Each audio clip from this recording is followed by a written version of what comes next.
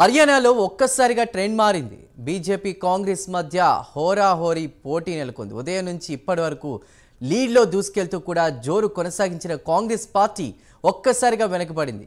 హస్తాన్ని వెనక్కి నెట్టేసి కమలం పార్టీ కౌంటింగ్ రేసులో ముందుకు దూసుకెళ్తోంది. బీజేపీ 46 స్థానాల్లో ఆధిక్యంలో కొనసాగుతుండగా కాంగ్రెస్ 37 స్థానాలు, అదేవిధంగా 7 స్థానాలు ముందంజలో ఉన్నాయి. హర్యానాలో ఆమ్ ఆద్మీ పార్టీ ఖాతా కూడా తెరవలేదు.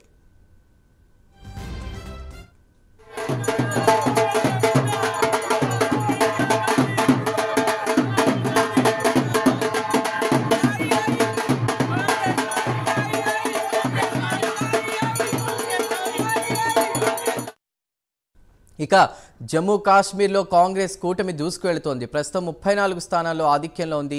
అటు బీజేపీ 23, పీడీపీ 4, కాంగ్రెస్ 8 స్థానాల్లో ముందంజలో ఉన్నాయి. ఇతరులు 4 స్థానాల్లో ఆధిక్యంలో కొనసాగుతున్నారు. ఇక్కడ బీజేపీ, పీడీపీ ఒంటరిగా పోటీ చేశాయి.